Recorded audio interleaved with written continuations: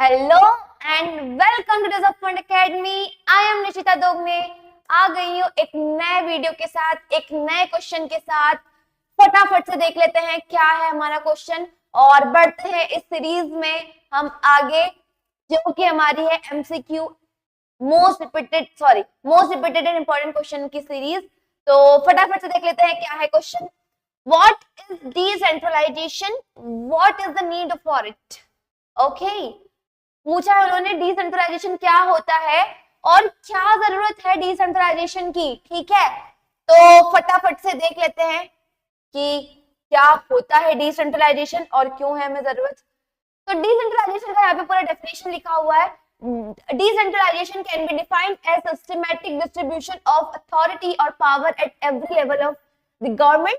In India it is the centre, state and the village level. ठीक है, decentralisation का मतलब होता है एक पूरा सिस्टमेटिक डिस्ट्रीब्यूशन करना अथॉरिटी या फिर पावर का गवर्नमेंट की हर एक लेवल पर। ठीक है, गवर्नमेंट के हर एक लेवल पर जब हम सिस्टमेटिक डिस्ट्रीब्यूशन करते हैं, ठीक है, रिस्पॉन्सिबिलिटी जो है वो अपने अपनी हिसाब से रिस्पॉन्सिबिलिटी जो है वो दे रहे होते हैं, पावर दे रहे होते हैं, वो होता है क्या, वो होता है डिसेंट्रलाइजेशन। इंडिया के अंदर 3 लेवल्स है, central, state and village level. ठीक है, और सिंपली अगर मैं बोलूं तो when power is taken away from central and state government and given to the local government is called decentralization in democracy।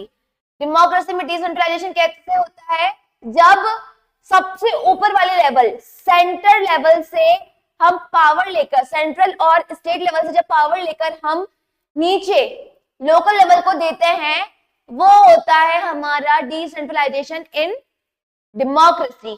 ठीक है, अब ये तो हमने देख लिया क्या कि डिसेंट्रलाइजेशन क्या होता है और किस तरीके से डिसेंट्रलाइजेशन जो है वो किया जाता है। अब ये देख लेते हैं कि आखिरकार इसकी जरूरत जो है वो है क्यों, इसकी इंपॉर्टेंस क्या है। ठीक है, तो decentralization is the need in India because decentralization जो है वो उसकी जरूरत है इंडिया में। क्यों है, क्यों जरूरी है डिसेंट्रलाइजेशन हमारे लिए।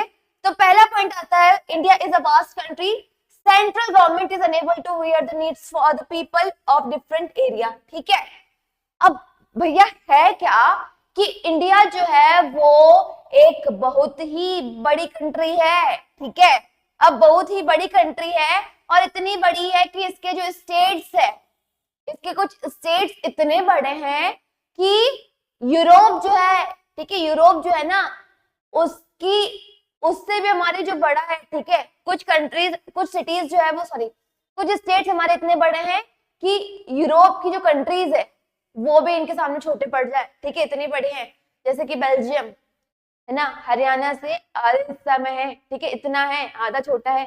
तो इस तरीके से जो है वो छोटे हैं, बहुत बड़ी है स्टेट्स, और बहुत बड़े होने के साथ साथ डाइवर्सिटी भी बहुत ज्यादा है, लोग जो है वो बहुत ज्यादा है।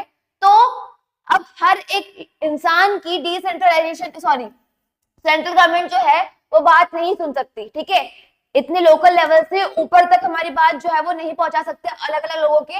इसीलिए हमने बनाया लोकल गवर्नमेंट, विलेज गवर्नमेंट, या फिर बोल सकती हूँ मैं लोएस्ट लेवल। ठीक है, क्यों बनाया, क्योंकि हम अपने जो लोग हैं, लोकल पीपल है, उनकी जब तक हम इंटरेस्ट नहीं सुनेंगे, उनकी बात जब हम नहीं मानेंगे, तब तक हम ऊपर जो है वो ठीक तरीके से डेवलपमेंट नहीं कर सकते।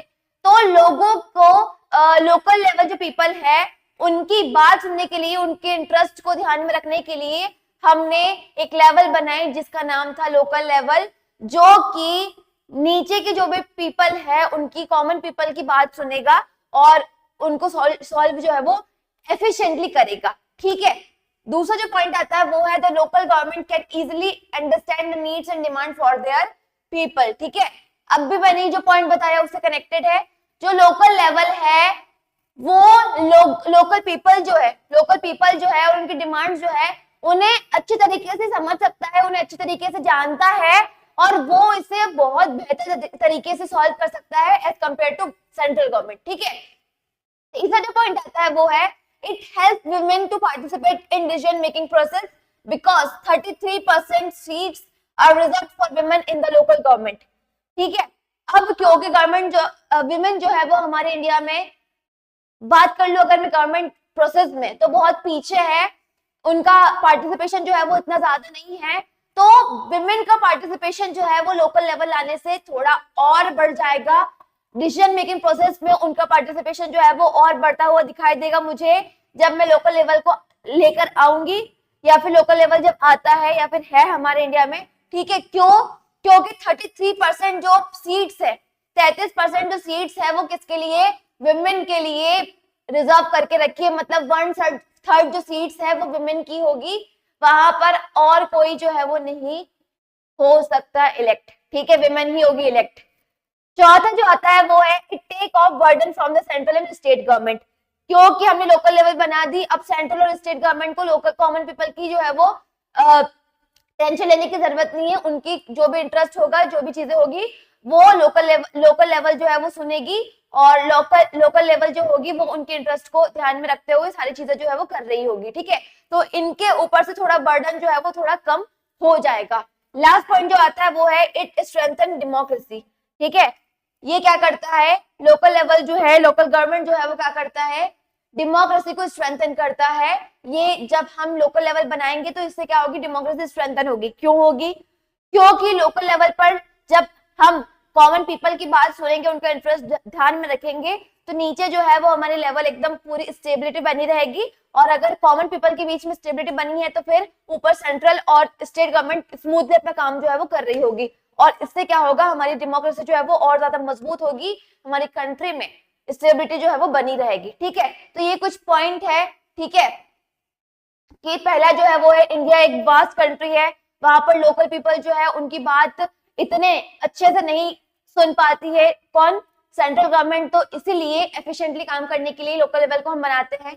दूसरा जो पॉइंट आता है उसमें लिखा हुआ है कि लोकल लेवल जो है, लोकल गवर्नमेंट जो है वो कॉमन पीपल की बात को और डिमांड को अच्छे से समझ सकती है, उन्हें और ज्यादा अच्छी समझ होती है उस चीज की कि वहां पर असलियत में, रियलिटी में लोग क्या कर रहे हैं और क्या चल रहा है। इसीलिए तीसरा जो है वो है कि विमेन का पार्टिसिपेशन हम बढ़ा सकते हैं यहाँ से। ठीक है, क्योंकि 1/3 जो सीट्स है वो रिजर्व होती है विमेन के लिए, इससे क्या होगा? विमेन का पार्टिसिपेशन बढ़ेगा। चौथा जो है कि ये बर्डन थोड़ा कम कर देता है सेंट्रल और स्टेट गवर्नमेंट का। और पांचवा जो है वो क्या है कि जब बर्डन कम हो जाता है तो सेंट्रल और स्टेट स्मूथली काम कर पाती है, और लोकल इंटरेस्ट जो है वो सुना जाता है, इसलिए गवर्नमेंट के अंदर पूरी स्टेबिलिटी जो है वो बनी रहती है और स्मूथली काम कर सकते हैं। इसलिए ये क्या करता है? डेमोक्रेसी को और ज्यादा स्ट्रेंथन करता है। ये थे कुछ पॉइंट। आई होप आपको सारे पॉइंट एकदम बढ़िया तरीके से समझ में आए होंगे। वीडियो पसंद आया हो तो लाइक कर देना, चैनल पर नए हो तो सब्सक्राइब कर देना, और मिलूंगी मैं आपसे एक नए वीडियो में एक नए क्वेश्चन के साथ और बहुत ही जरूरी क्वेश्चन के साथ। कोई भी दिक्कत हो कमेंट सेक्शन में मुझे फटाफट से बता देना। तब तक के लिए बाय बाय।